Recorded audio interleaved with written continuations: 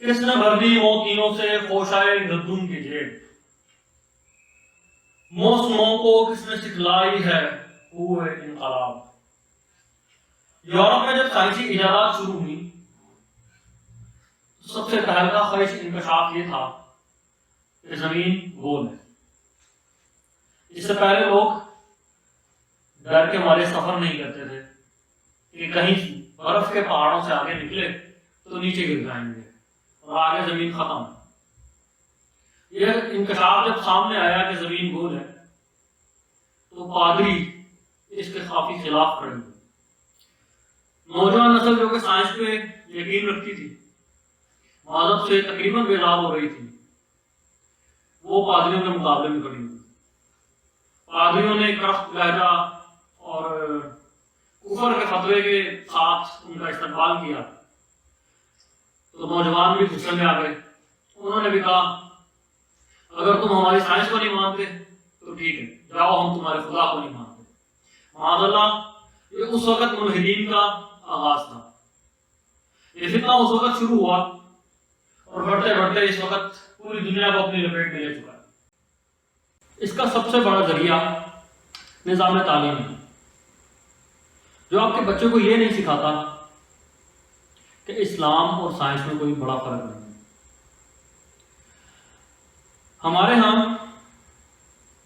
اکثر ایسے افراد پائے جاتے ہیں جو بنا کسی ریسرچ کے کسی بھی بڑے چینل پر آ کر، کسی بھی بڑے پلیٹ فارم پر آ کر کوئی بھی ایسی بات کر جاتے ہیں جس سے نہ صرف اسلام بدنام ہوتا ہے بلکہ ہمارا اور ہمارے اسلاف کی بھی بے عزتی کی جاتی ہے۔ بات یہ بھی ختم نہیں ہوتی۔ آج ہمارے محترم فرما رہے تھے کہ زمین سیدھی ہے اور ساکت ہے، سورج اس کے گرد گھوم رہا ہے۔ سامنے بیٹھے بچوں نے سوال کیے کہ موسم کیسے بن رہا ہے، تو ان کے پاس کوئی جواب نہیں تھا۔ وہ اپنی طرف سے چند ایک من گھڑت واقعات بیان کر رہے تھے اور آئیں بائیں شائیں کر رہے تھے جس سے بچے سیٹسفائی نہیں تھے۔ آپ ان بچوں کو یا تو متشدد بنا دیں گے یا اسلام سے بیزار کر دیں گے، کیونکہ یہ اس دور کے اندر جب ان کو ہر طرف سے علم حاصل کرنے کی چھوٹ ہے تو وہ صرف آپ کی بات پر اکتفا نہیں کریں گے، وہ ادھر ادھر سے بھی سننے کی ضرور کوشش کریں گے۔ اس کا نتیجہ یہ ہوگا کہ وہ یا تو اسلام سے بیزار ہو جائیں گے یا پھر مذہبی عقیدے پر رہتے ہوئے کٹر ہوتے ہوتے ہر غلط کو بھی صحیح بنانے لگ جائیں گے۔ اگر آپ دین کا علم رکھتے ہیں تو آپ صرف دین کی تبلیغ کریں۔ اگر آپ دین کا علم بھی رکھتے ہیں اور ساتھ جغرافیہ اور تاریخ کا بھی رکھتے ہیں تو پھر آپ لازمی ان ٹاپکس پر بھی بات کریں۔ ہاں، اس ویڈیو کو لے کر بہت سارے ملحد بہت مذاق اڑا رہے ہیں۔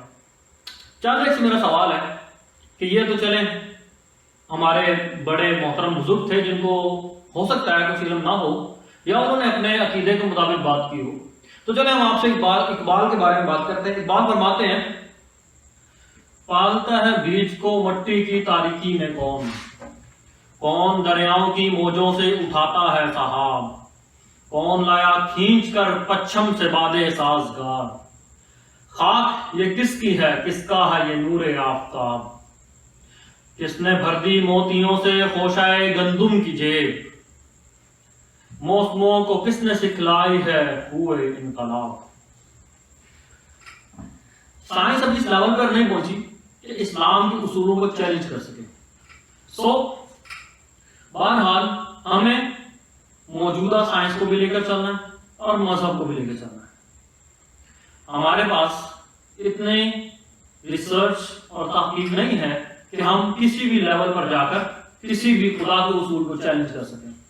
خدا یہ کہ آپ کسی بھی مولوی کی ویڈیو کو پکڑ کر اس پہ تنقید شروع کر دیں، آپ خود ریسرچ کیجئے اور ثابت کیجئے کہ آپ ایک بہترین سائنسدان ہیں۔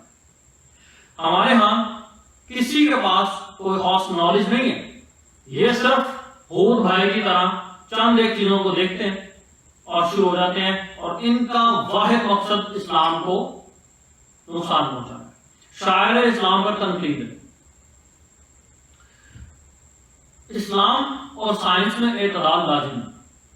مذہب بہت کچھ کہتا ہے جو سائنس ابھی سوچ بھی نہیں سکتی. سائنس پہلے کہتی تھی کہ ٹائم ٹریول ممکن نہیں ہے، لیکن مذہب نے کہا تھا کہ آپ صلی اللہ علیہ وسلم معراج کی رات کو اللہ تعالیٰ کے پاس گئے، عرش پر گئے. سائنس اس کو مانتی نہیں تھی. آج بے شک ایک تھیوری کے طور پر یہ سامنے آیا ہے، لیکن ٹائم ٹریول کو ممکن کرنے کے لیے نہ جانے کتنی کوششیں کی جا رہی ہیں.